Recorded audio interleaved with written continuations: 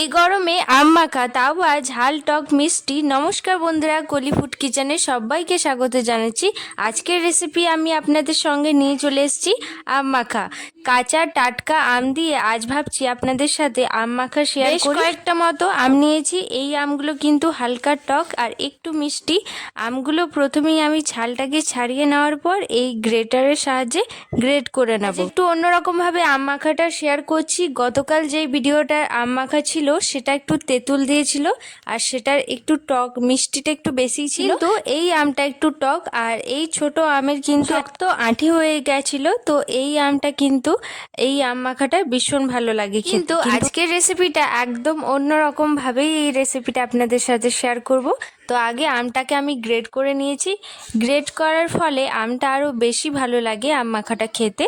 তো গ্রেট করে নেওয়ার পর এটার মধ্যে দেব আমি সাদা লবণ আর জলজিরাটা দিয়েছি, কারণ এটা দিলে একটা আলাদাই ফ্লেভার আসে সেই জন্য। তো তারপর দিচ্ছি আমি একটু সর্ষের তেল। চিনিটা আমি দিইনি, একদমই ভুলে গেলাম, তো সেই জন্য আপনার চিনিটা অবশ্যই দেবেন। আমার কাছে বিট লবণটা ছিল না, তাই আমি সাদা লবণই দিলাম। আপনারা অবশ্যই বিট লবণটা দেবেন। যে কোনো মাখা হোক না কেন বিট লবণই অ্যাড করা হয়, তো ছিল না তাই আমি সাদা লবণ দিয়েছি। দুটোকে সুন্দরভাবে মিশিয়ে নিলাম, আর কিছুই এটার মধ্যে লাগবে না। একদম তৈরি আমাদের সিম্পল আম মাখা।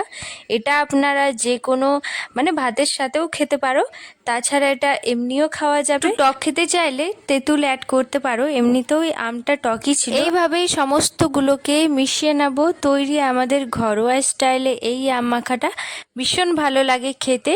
আর যদি ভিডিওটা ভালো লেগে থাকে অবশ্যই লাইক কমেন্ট শেয়ার করবেন। আবার আসছি নতুন একটা ভিডিও নিয়ে। রাধে, সবাই ভালো থেকো, সাবধানে থেকো। আপনারাও এটা ট্রাই করবেন, আশা করি ভালো লাগবে আপনাদেরও।